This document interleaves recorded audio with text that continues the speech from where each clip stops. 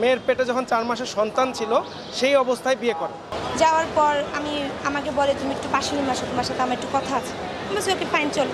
বলে কাবিনে বিষয় নিয়ে আমরা কথা বলবো, আমার চলো। বলার পরে হচ্ছে যে রুমের দরজা আটকে আমাকে প্রচণ্ড পরিমাণে বাজেভাবে মারধর করে, মানে আসলে যেটা বলার বাইরে। এমনভাবে মারে আমি অচেতন হয়ে যাই, আমার সেন্সলেস চলে আসে, আমি জ্ঞান হারিয়ে ফেলি। আমার কাছে ভিডিওগুলোও আছে। এবং বিগত 2/2/26 তারিখে কণ্ঠশিল্পী নোবেলকে পুলিশ গ্রেফতার করে বিজ্ঞ আদালতে আনছিলেন। আনার পরে উনি আপোষের শর্তে একটা জামিন চেয়েছিলেন, তো বাদীপক্ষ কোনো বিরোধিতা করে নাই, বলছে ঠিক আছে যদি উনি আপোষ করে নেয় তাহলে আমাদের আপত্তি নাই। উনি আপোষ শর্তে জামিনটা গ্রহণ করে তখন চলে যান। আজকে বিজ্ঞ আদালতে উনি ধার্য তারিখে আসছেন। উনি এই মামলায় আপোষ করেন নাই এবং আপোষ না করে বরঞ্চ আমার বাদীকে আপোষের কথা বলে সেই দিনই বাসায় নিয়ে গিয়ে মারধর করেন। সেই বিষয়ে আমরা মামলা করেছি এবং এইসব যুক্তি শোনার পরে বিজ্ঞ আদালত নোবেলের জামিনটা বাতিল করছে এবং তাকে জেল হাজতে প্রেরণ করেছে। আপোষটা কিসের আপোষ? যেহেতু এটা 424/06-এর মামলা, অর্থাৎ টাকা পয়সার লেনদেন আত্মসাৎ করার টাকা আত্মসাতের মামলা, সেই জন্য টাকার বিষয়ে আপোষটা মূলত ছিল। কিন্তু নোবেল বলছিল যে সে বিয়ে করবে, বিয়ে করে যেহেতু প্রেমেরও একটা সম্পর্ক ছিল এটা আপোষ মীমাংসা করে ফেলবে। কিন্তু আজকে উনি এসে বলতেছেন যে ওনার ওয়াইফ আছে এবং 4 মাসের বাচ্চা আছে, সেই কারণে তার পক্ষে বিয়ে করা সম্ভব না, অর্থাৎ ওই দিনের বক্তব্য থেকে উনি সরে গেছেন। তখন আমরা বিজ্ঞ আদালতে উপস্থাপন করে জানাইছি এই যে বিয়ের কথা উনি বলতেছেন সেই বিয়েটাও হয়েছে কোর্টের মাধ্যমে, নারী শিশু আদালতের মাধ্যমে। সেখানে তার বিরুদ্ধে যাকে তার স্ত্রী হিসাবে এখন দাবি করতেছেন সে বাদী হয়ে 9/1 অর্থাৎ ধর্ষণের মামলা দায়ের করেন এবং সেই ধর্ষণের মামলায় বিজ্ঞ আদালত আদেশ দেন যে যদি জামিন নিতে হয় তাহলে বিয়ে করলে জামিন পাবে, আদারওয়াইজ পাবে না। তখন উনি বাধ্য হয়ে মেয়ের পেটে যখন 4 মাসের সন্তান ছিল সেই অবস্থায় বিয়ে করেন।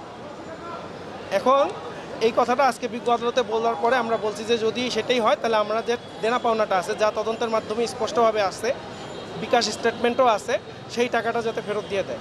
উনি কোনো শর্ততে রাজি না হয় বিজ্ঞ আদালত ওনার জামিনটা বাতিল করে জেল হাজতে প্রেরণ করেছেন ওনাকে। এখন আপনাদের পরবর্তী পদক্ষেপ আমরা ন্যায় বিচার চাইব বিজ্ঞ আদালতের কাছে। আমরা আমাদের ট্রায়াল চালিয়ে ওনার বিরুদ্ধে আমরা আমাদের অপরাধটা প্রমাণ করে তার সর্বোচ্চ শাস্তি দাবি করব।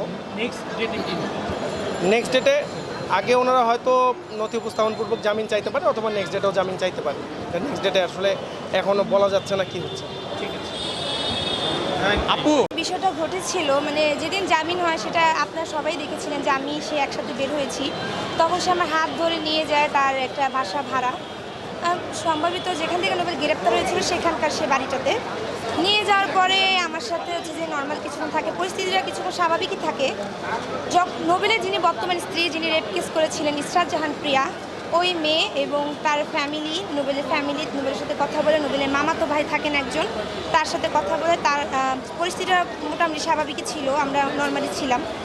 সেখানে যাওয়ার পর নোবেল বলে তুমি একটু এদিকে আসো, তোমার সাথে আমার একটু কথা আছে। আমার ফ্যামিলির 2জন ব্যক্তিও যান, আমার গার্ডিয়ান। যাওয়ার পর আমাকে বলে তুমি একটু পাশে নিয়ে আসো, তোমার সাথে আমার একটু কথা আছে। আমি বলছি ওকে ফাইন, চলো। বলে কাবিনে বিষয় নিয়ে আমরা কথা বলবো, আমার চলো। বলার পরে হচ্ছে যে রুমের দরজা আটকে আমাকে প্রচণ্ড পরিমাণে বাজেভাবে মারধর করে, মানে আসলে যেটা বলার বাইরে। এমনভাবে মারে আমি অচেতন হয়ে যাই, আমার সেন্সলেস চলে আসে, আমি জ্ঞান হারিয়ে ফেলি। আমার কাছে ভিডিওগুলোও আছে এবং পিকচারগুলো আছে যে আমাকে মারধর করেছে, ইভেন আমার যে অবস্থাটা খারাপ করেছে।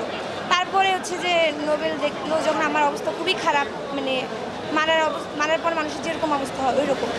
তারপর নোবেল এবং নোবেলের মামাতো ভাই তার সাথে নোবেলের একজন অ্যাসিস্ট্যান্ট থাকে, ও 3জন মিলে আমাকে হচ্ছে যে মেডিকেলে নিয়ে যায়, ওদের বাড়ির আশেপাশে একটা মেডিকেলে নিয়ে যায়। মেডিকেলে নিয়ে আমাকে হচ্ছে যে সেখানে রেখে তারপর হচ্ছে যে নোবেল চলে যায়। তারপর থেকে আমি নোবেলের সাথে আর যোগাযোগ করি না। তারপর আমি কোর্টে আসি, আমার আইনজীবীর সাথে কথা বলি, বলার পর সেই প্রমাণগুলো দিয়ে আমি নোবেলের নামে একটি মামলা করি, মারধরের বিষয়ে মামলা করেছি।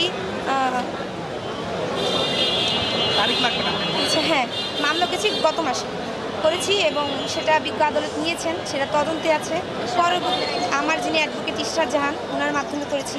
পরবর্তীতে হচ্ছে যে তদন্তের রিপোর্ট যা আসবে বা পরবর্তীতে কী হবে সেটা পরবর্তীতে দেখা যাবে।